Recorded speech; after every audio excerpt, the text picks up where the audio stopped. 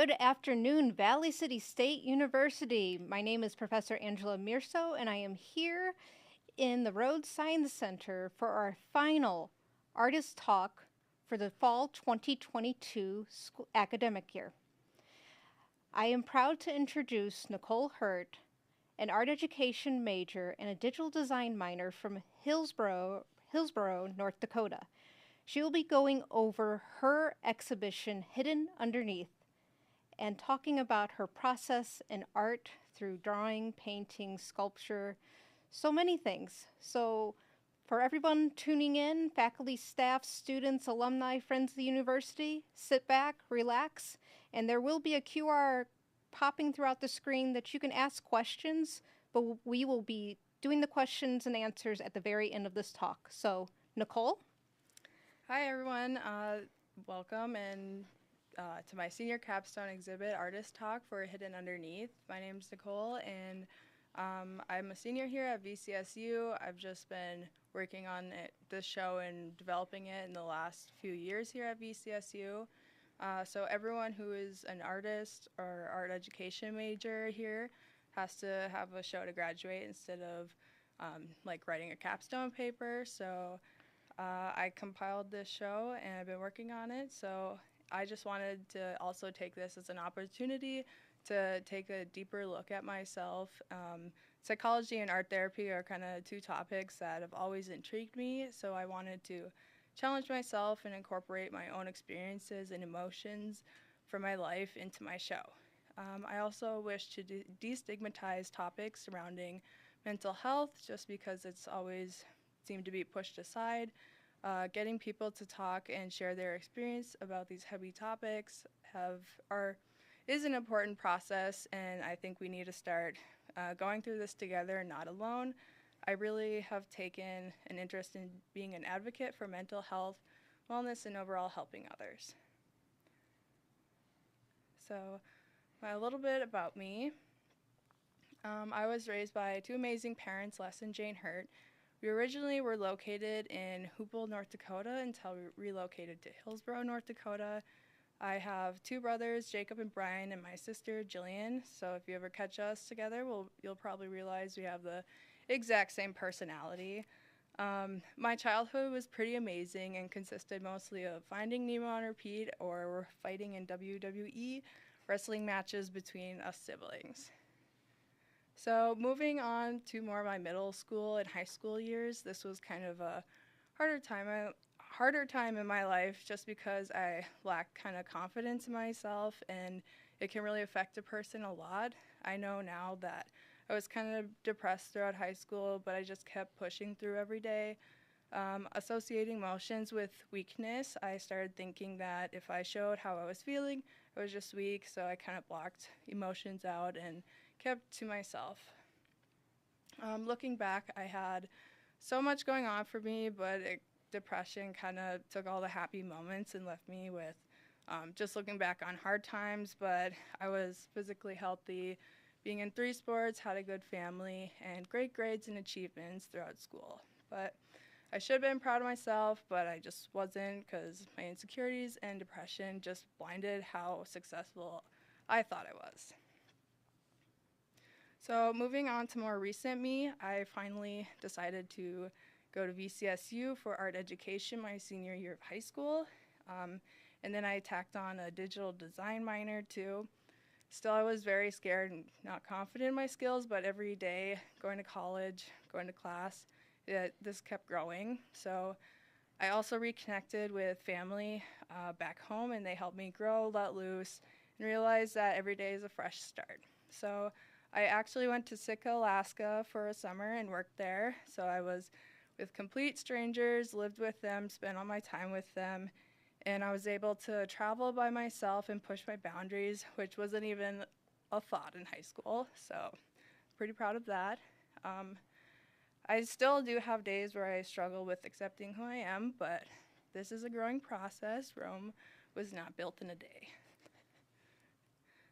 So before jumping straight into my artwork, I have a few influences I would like to share. So these various artists and like paintings have, have helped kind of shape who I am as an artist and has influenced my artwork too. So the first artist I wanted to bring some attention to is Wengichi Mutu. She's a contemporary artist who has a wide variety of mediums from collage, video, sculptures, and performances. I'm really drawn to her collage and installation sculptures, but I admire her work even more because she uses her work to bring attention to gender, race, art history, and personal identity. I really love when artists put meaning behind their work to express themselves. Psychology has also interested me and is one thing that has stuck with me, that is, everyone's life and experiences are all different. Being a Black woman from Kenya is such a different life than I have right now, and it's amazing how she can portray her life through her artwork and give us an insight to her own experiences. Her artwork might look strange or weird, but I think it's just demanding attention and challenges people to open their mind. So, Bradley Hart is an artist who uses bubble wrap and paint to create pixelized portraits of celebrities. He says that an image is being preserved as a memory in an object that is utilized for protection and safeguarding. So pixels store memories, in other words. I really fell in love with this illusion, but we are looking at something like this every time we pick up our phone, but our eyes can't pick apart the individual pixel. Unless you drop a bead of water, you can see the reds, greens, and blues that you're staring at all the time. So looking at these paintings from far away, we cannot see the individual pixels, but a complete image. As we get closer, we can see every dot working together to create one big illusion. Anish Kapoor is, his artwork really drew me in with mirrors, and I was just kind of trying to figure out ways to make reality seem distorted to the viewer. So mirrors reflect what's happening in real life, but we can change their shape, bend, angle, composition to make a viewer's experience seem somewhat surreal. The next artist is Andelia Andea. She works with sculptures that are mainly influenced from bioluminescence of underwater sea life. A lot of her forms come from nature, what she observes around her, as she creates her glowing installations that create a visual experience for her viewers. I think it's amazing that she uses light to create sculptures that capture our eyes. It brings closer to the idea that art can be anything when artists put meaning behind it. So it doesn't always have to be a hyper-realistic drawing. And then this painting is called The Creation of Adam by Michelangelo, and I'm sure everyone has seen it at least once in their life. So Michelangelo is no doubt a stunning painter, but right now I am not inspired by his realistic figures or his technique here, but I am inspired by this technical term that I fell in love with called an allegory. I think it kind of represents my whole show's theme hidden underneath. I find inspiration with artwork that makes me sit, think, and reflect while trying to relate it to myself, artists, or society. This is exactly what an allegory does. It hides meanings within the painting. And then right here you can see how the allegory is hidden in here. So Michelangelo painted the Sistine Chapel in the span of 4 years, which illustrated different scenes that the Bible contains. So if you didn't see it right away, like here's the allegory, it is a brain.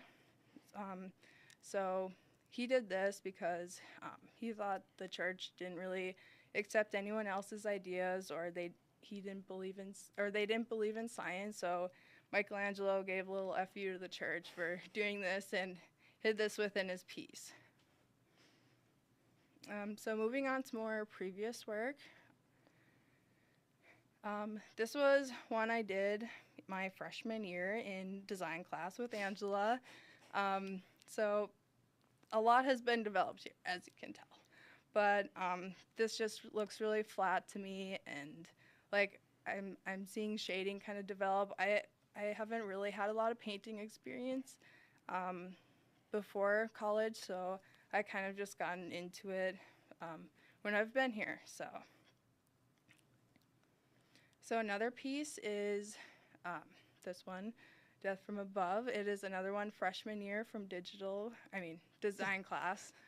Yeah, so I'm just kind of expanding my brushwork and seeing what techniques I kind of like to use. So those are my older ones. And then I'm going to talk a little bit about my process as well. I think I like taking like an idea first, a thought, and not think of like the physical aspects of my project, but rather the message I want to deliver. So for this one project, I've noticed that some people make fun of others for like taking medication for their depression or anxiety.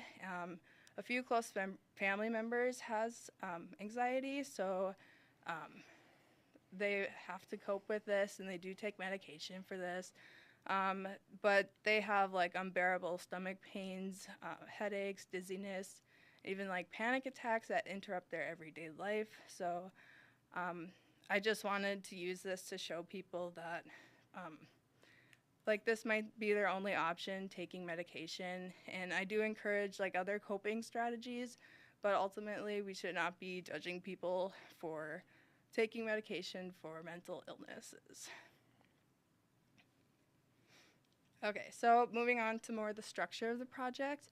I started with like 28 paper lanterns, and I reinforced the edges with wire.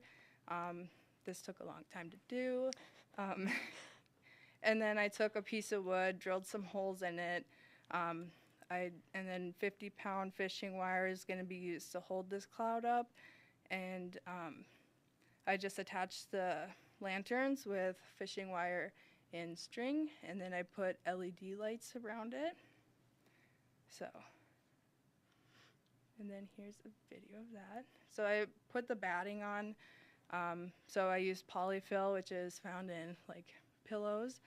And then I just kind of tacked it on with hot glue gun, burned myself a little bit more than I wanted to, but it's okay. So I just kind of put this on, and then I would like blend it out together, try to make it act as one piece of batting instead of individual pieces. And then I moved on to the details. So I wanted these pill bottles to be on the cloud and kind of open, so there's going to be some pill rain, and I was having trouble trying to figure out ways to attach this to the cloud just because I knew hot glue wasn't going to cut it for this one. So I just attached a toothpick, and so this would act as like a grapple, and I'd just like put it on the paper lanterns, and then it would just turn so it couldn't get out the hole it went in.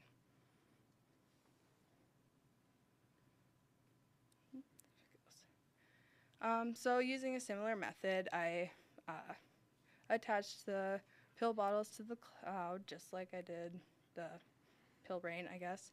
But I had my sister Jillian and her boyfriend Cody help me string the pills on the fishing line. They did most of the work. I told them what to do. But I just want to thank them so much because that took forever and I couldn't have done it without their help.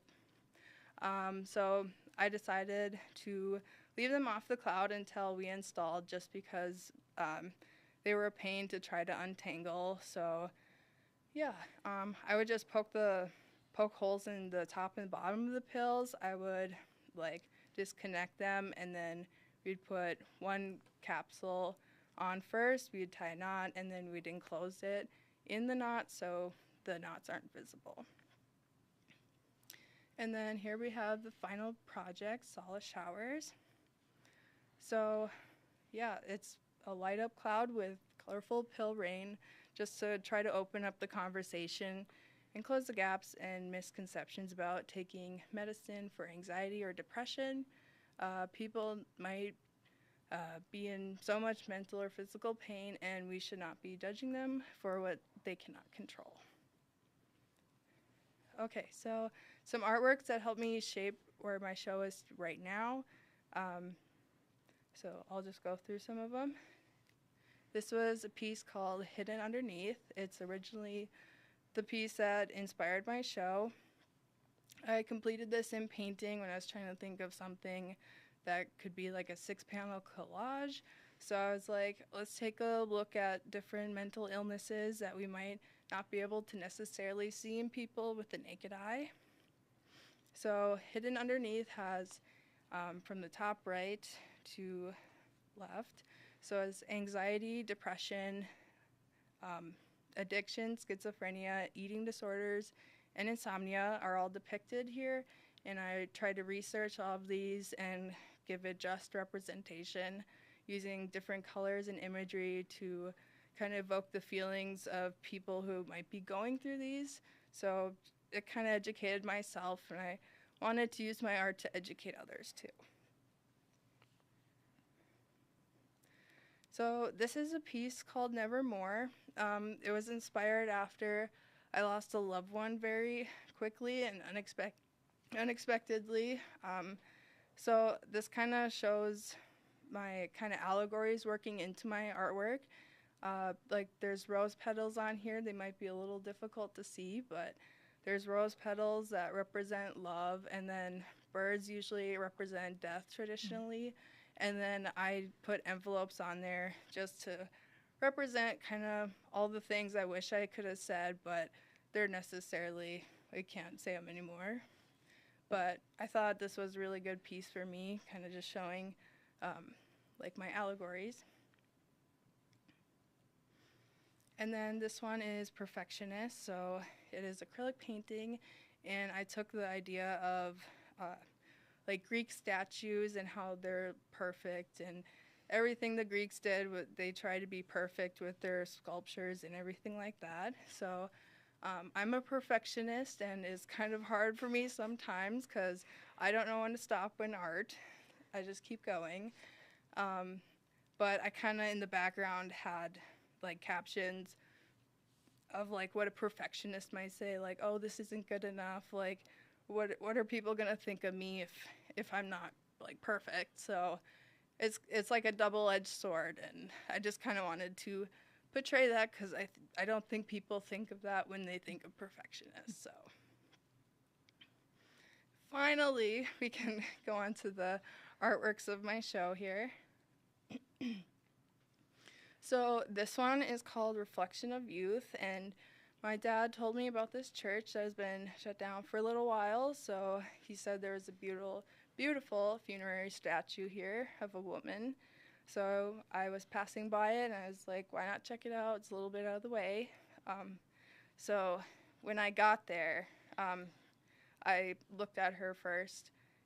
She just looked frozen in time, like always thinking, and it reminded me a bit about myself because I'm an overthinker, and sometimes it causes a lot of problems for me, but just always thinking of what could happen instead of like living for tomorrow. So I do like a lot of reflecting on my life, and that's okay, but I just don't want to end up like the statue thinking forever. Also, it's kind of about forgiving others, letting go.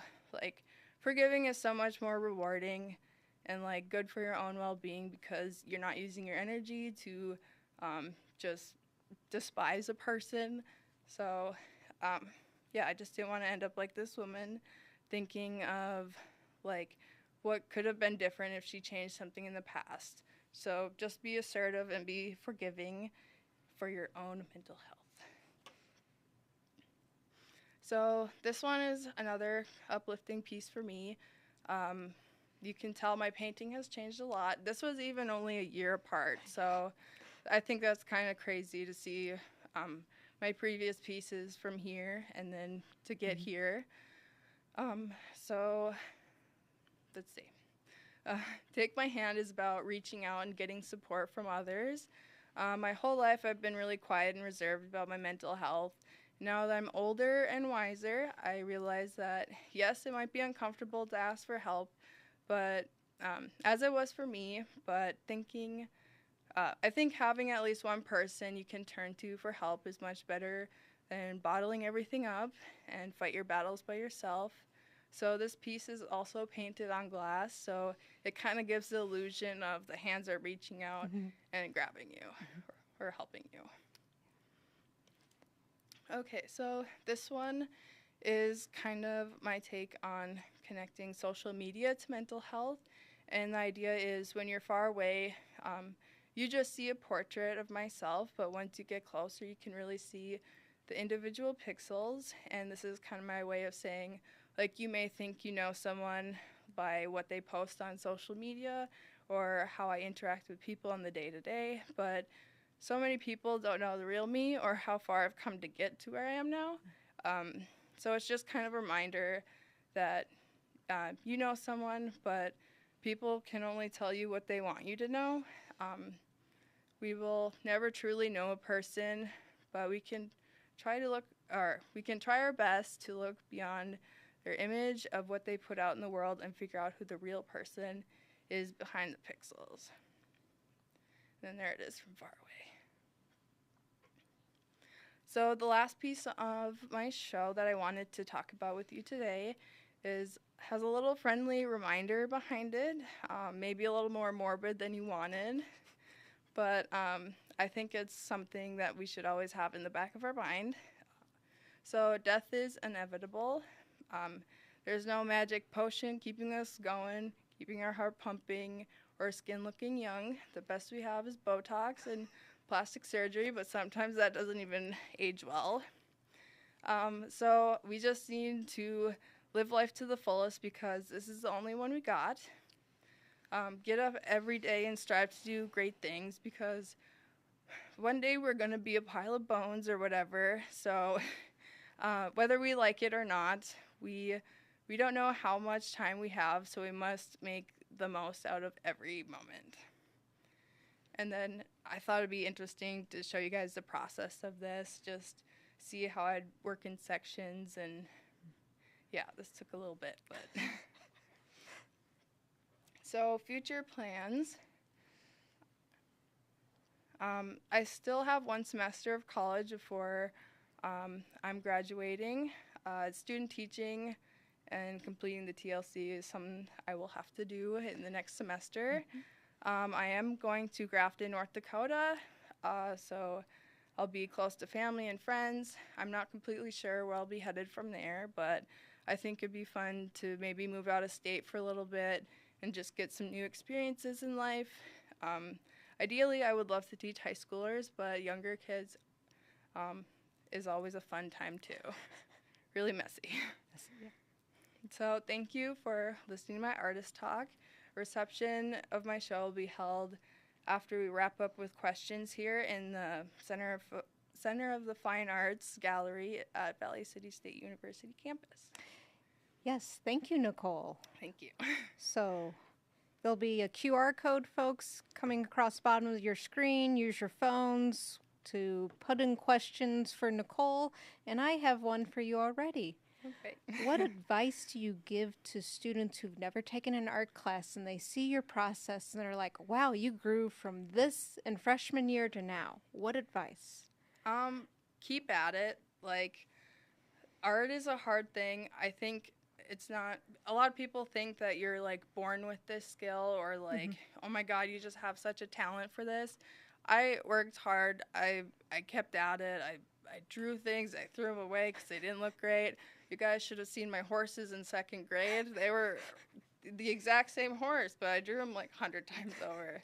But just keep going and like learn from others too.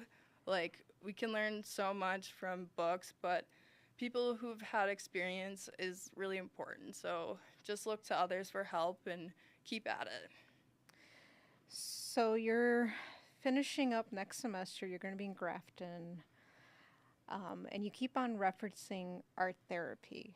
Are you thinking maybe after you go teach for a while going into art therapy or? I'm not completely sure yet. I think it would be interesting. I'd probably have to do a little more research, but I think it would be a good idea to kind of integrate that into the classroom because I know like a lot of students that might be their only safe spot. So I kind of want everyone to like put themselves in their artwork and really express themselves. Which is important. Yeah. So you've taken so many different classes for the art education and the digital design minor. is there a medium you're like, oh, I wish I would have studied this? What is it and why? Um, Something that we're not offered here. I think I really like sculpture just because I really haven't had a lot of experience in high school, and then coming here, I kind of got to expand. I got to use some power tools, so that was always fun. I think maybe metal art or something like that. I kind of want to like go bigger with materials, but I really like trying to figure out how to build things, and I don't know. I just think it's not a skill that a lot of people have, so it'd be really interesting to learn how to do stuff like that. Yeah, which is important in this day and age, just being able to know how to build. I mean, just make it life size, make us see a big cloud of pills raining down. That would be great. Yeah. I mean, take us the whole lobby of the CFA would be beautiful. Yeah. Yeah. Just because, like, I know for here especially too, like there hasn't been a whole lot of like 3D things. So I was like, I really want to make this cloud, and I'm like, I don't know how I'm gonna do it. So let's sit down and figure it out, and we built it.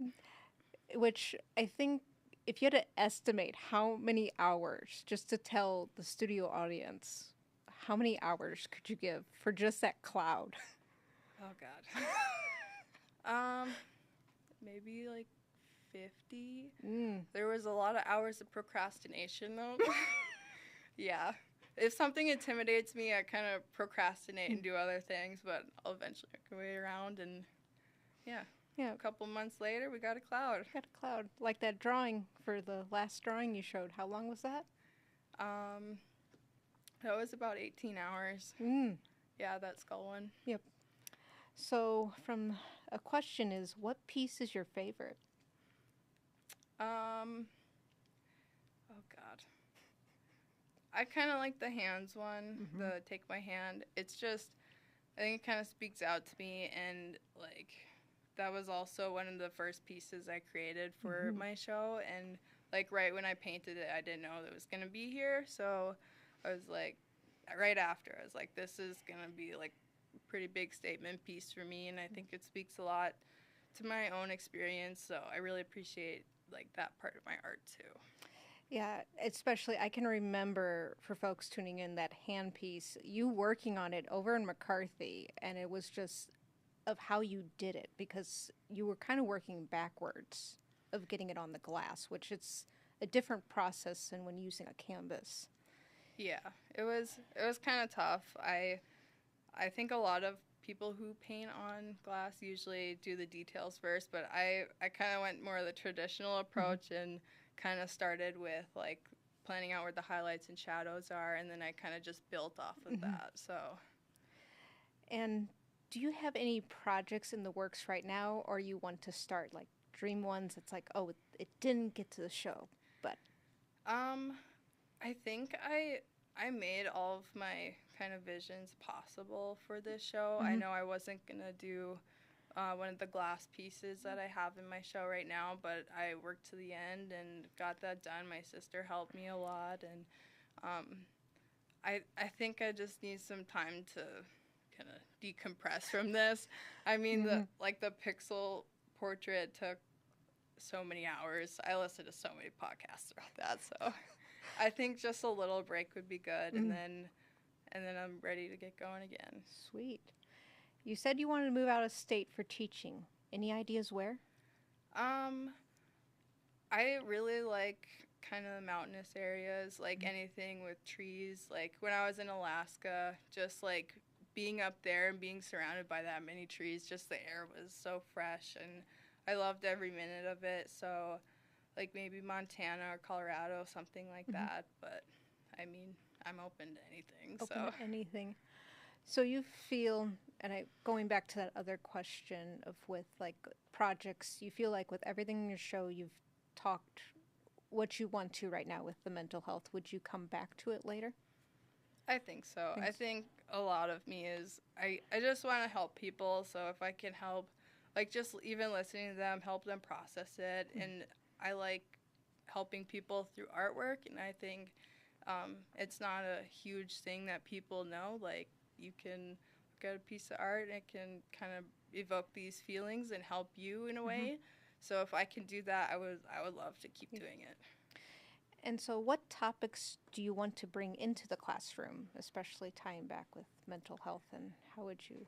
Yeah. I think just having every student like put their own identity out, or like, cuz everyone is so unique, and just letting them express that, I think, just lets them know that we value each and every one of them. So if I can do that, I would love to do that, because sometimes, like when I was in high school, didn't have the best confidence. So if I can let them just be themselves, I would totally let them do that. The importance of that identity that shapes, especially in today's society, the K through 12 system, and then as you get into higher ed or go out into the workforce, you get all that. Yeah, Kind it's important, because I think it gets lost sometimes, and we just think of that very last. But I think that should be like what we're proud of. So just put it out there. um, what are you hoping people will take away from your show? Um, I just want them to think more about mental health and like how important it is.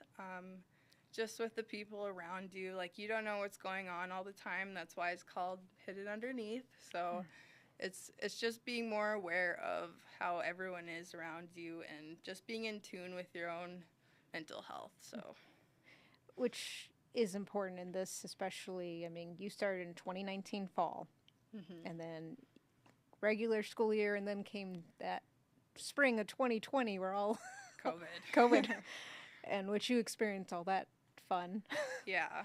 And then you got to experience moving into the CFA, Center for the Arts, which I know you have made your own home up in the drawing and painting studio. It's been fun. And the wood shop for building. Yeah. Are you going to miss it?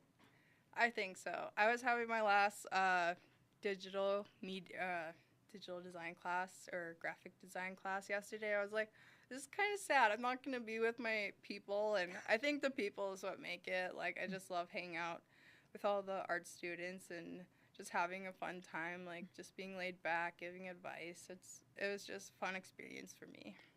That's awesome. And I know you brought up psychology. Do you wish you would have done the psychology minor? I think, I mean, I could have lived without it, but I've always liked psychology, so I think that would have been fun. But for more classroom perspective, I'm really glad I did digital design, just because it is getting more popular, and just being able to use more technology is going to benefit me and make me more flexible. So, The thing to be a teacher in all 5 different hats. yeah, I know. Are you ready for that? I think so. I was kind of intimidated at first, because I was supposed to take a practicum my freshman year, but COVID hit. And I think everything I've done, all my other practicums, we've done an after-school program, has been just helping me like realize this is where I want to be, and I want to help students like find their own voice. So, yeah. Is there a piece in the gallery right now was your hardest piece that I know you said you did not want to get put in your show, but you've had encouragement from your professors to put in? Which piece was that? The piece that I was encouraged to put in was probably the mirror piece. I was not gonna actually do that. It's a 4 by 7 foot mirror piece, and it's broken, and I had to use like a lot of tools to create this. It was a lot of measuring, and I laid broken glass in it, and then I put resin on top of it so none of the glass would fall and hurt anybody. I think that was my last project that I really needed to work on. It was very last minute, but I think it turned out great. The installation was very difficult. I don't want to do that again. But it was great. It was a good experience. Good experience. And about, because I know you said that first piece, that collage, because I remember assigning that piece back in Painting 1 many, semesters ago. That seems just like yesterday. Yeah. Crazy. Would you say from there that was your starting point? Like, this is going to be the theme? And has that helped just when you're developing your capstone, if you had to go back? Yeah, I think it was. I was in, I think, art methods, and we were trying to figure out themes for our art show and kind of plan that ahead. And I was like, I really like this piece. I like how I can use it to let other people understand more of like mental illnesses. So I was like, this is kind of something I want to do and like have in my show and kind of stand for. Mm-hmm. So No, which is important. Because you were also in last semester, yes, last semester, the Art 420, which would you say helped you a lot with building your show? yeah, it allowed me to be more flexible, or so we could make our own projects and just do our own research and explore different materials or projects we'd want to do for our show. So I really liked how open it was, and like we would get feedback from our professors, and I think it helped me shape my show. And I made one of the mirror pieces in that class, so that Mm-hmm. kind of like pushed me to keep going. Keep going. And what advice would you give to the current art students who are just starting out? Plan your show now. Just try to do as much as you can right now. If you're struggling with anything, ask our professors. They're always willing to help. Like, you guys have been so helpful to me. Ask the upperclassmen. Like, they know so much, so I think you should use them while you got them. Mm-hmm. So, yeah, just yeah. No, it's important. And folks who are tuning in, feel free to add any more questions for Nicole. Or if you're waiting till we get back over to the Center for the Fine Art for the Center for the Arts, I understand. She'll take a lot of hard questions. Yeah. Challenge me. So, is there any place that you haven't traveled to that you would like to travel? I want to go to Europe. Mm. We took Art History 1, and I was just absolutely in love with like the architecture over there, like their massive buildings, like old Greek statues, and I would love to go to Europe. Just do the whole thing. Spend a couple months over there, I'll do it. The whole Just get the whole experience. whole experience. Make sure put all your photos on the cloud or something that you don't lose anything. Yeah. That's going to be the biggest. I know you said metal. Have you ever thought of glass blowing? I did. Ooh. I've always kind of liked glass blowing, and I've watched a lot of shows on that, and I think it would be really cool to go to one of their studios and just see how it is, and maybe help out a little bit. My dad actually has done stained glass, so I was like, maybe try that too. Yeah, just the way of hidden underneath those hidden allegories. I think looking at glass, the next step might be your. Yeah. Because especially of how you tied the piece with Michelangelo and your other pieces, you might want to try glass and some metal. Yeah, I think that would be awesome. I get bored easily, so I like trying different things. Are you hoping to take within the digital aspects? I know you're hoping to put it into the classroom. Mm-hmm. Are you also hoping to utilize that of providing, here are ways I have shown of dealing with mental health, with like through brochures or even with web pages? Yeah, I think designing like any kind of flyers or anything like that would be useful, just to have like an easy resource for people to have. So I'd be down to design anything like that, and if it helps, I'll do it. You do it? And are you hoping to still continue paint? Yeah, I like painting. I'm gonna maybe take a little break, just decompress a little bit. But yeah, I think the semester of drawing too, I really got into charcoal, so I think I kind of want to take that route a little bit too, see how far I can push it. Yeah, I know that one piece that's sitting in the painting drawing studio of the large face is very interesting. I know it's not in your show, but it's a very, charcoal powder might be your next route. Yeah.